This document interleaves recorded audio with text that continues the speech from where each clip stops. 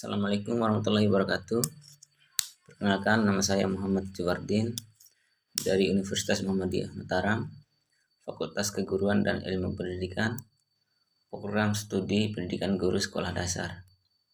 Baik, jadi di sini saya akan melakukan sebuah praktikum IPA atau suatu percobaan suhu dan kalor dengan tema bahan konduktor dan isolator kalor, yang bertujuan untuk mengidentifikasi bahan di sekitar lingkungan yang bersifat konduktor dan isolator. Baik, langsung saja kita melakukan suatu percobaan dengan alat dan bahan, yaitu yang pertama 1 lilin, yang kedua korek api, yang ketiga sendok logam, yang keempat sisir plastik, yang kelima ranting pohon, dan yang keenam yaitu lembaran seng. Nah, untuk cara kerjanya, pertama kita nyalakan lilinnya.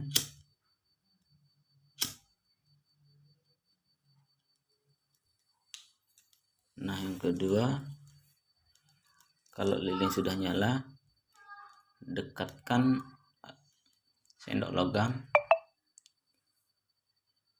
di lilin yang menyala.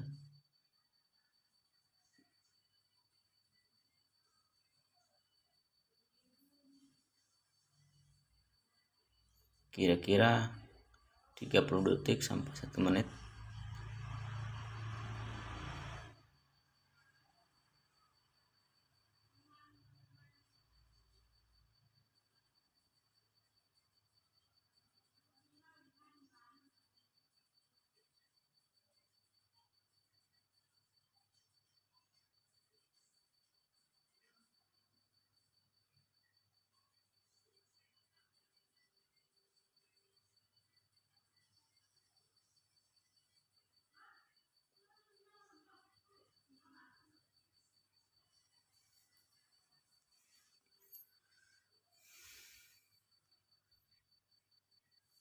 Kalau sudah, pegang di sekitaran logam yang didekatkan di lilin tadi. Dia akan terasa panas walaupun nggak terlalu panas. Nah, yang kedua, kita dekatkan sisir plastik tadi di samping lilin.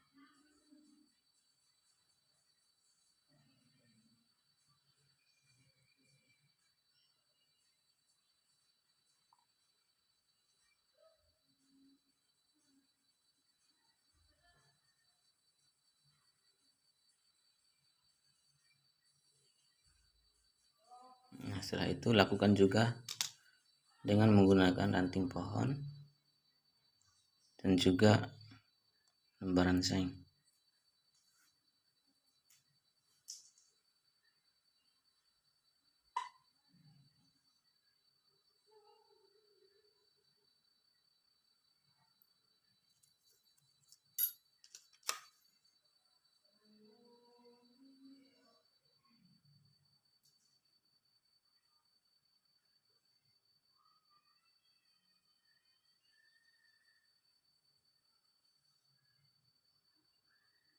Baik, jadi setelah kita melakukan percobaan tadi, bahwa benda yang dapat menghantarkan panas lebih cepat itu yaitu sendok logam dan juga lembaran seng.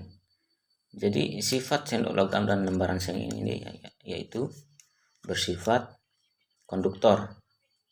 Nah, konduktor yaitu benda yang dapat menghantarkan listrik.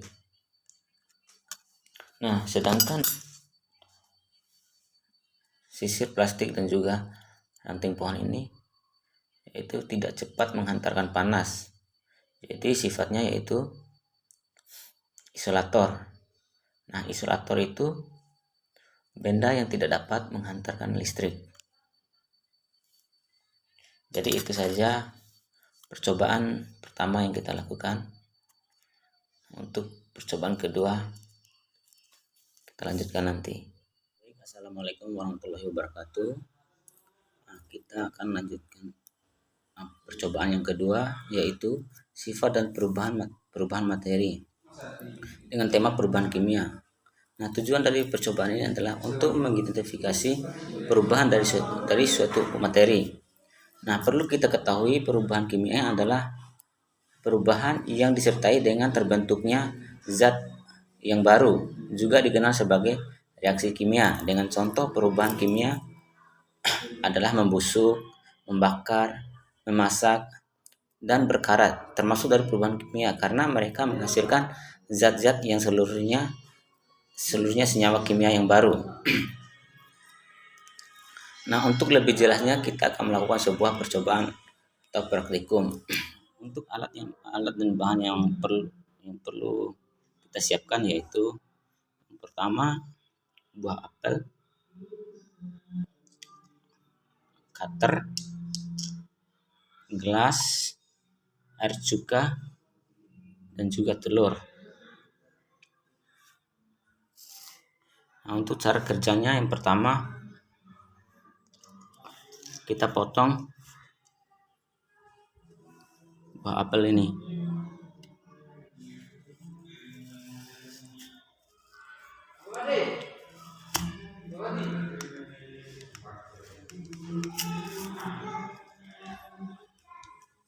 Kita potong 2 atau boleh juga kita potong 4.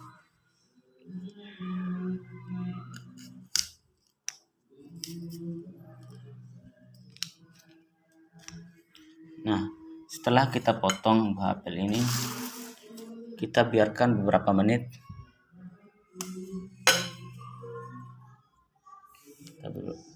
Nah, bisa kita lihat perubahan yang terjadi pada buah apel, yaitu warna apel menjadi coklat. Nah, ini dikenal juga dengan nama browning enzymatic. Nah, ini adalah perubahan kimia yang terjadi pada buah apel. Nah, sekarang kita lanjut untuk step kedua, yaitu dengan menggunakan telur. Pertama, kita masukkan air cuka ke dalam gelas.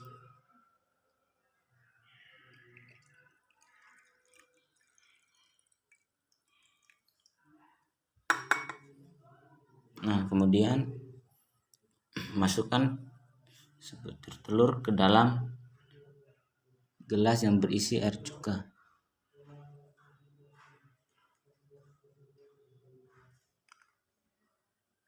Kita akan lihat bagaimana reaksinya ketika telur dimasukkan ke dalam air cuka.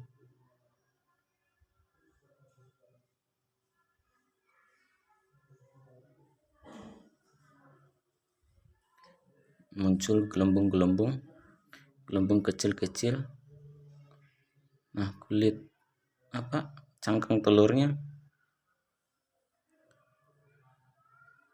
sudah dipenuhi dengan gelembung-gelembung kecil seperti ini.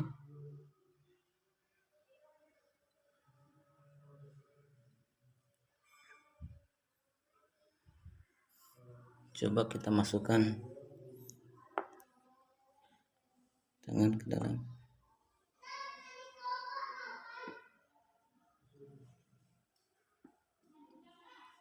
Nah, kita coba tunggu beberapa menit. Kita lihat bagaimana reaksinya.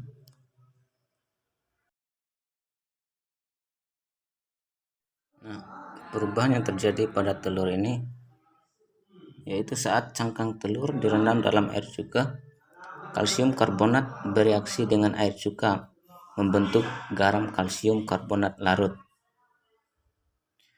sehingga yang tersisa adalah protein pengikat yang elastis karena kulit telur rentan terhadap asam cuka.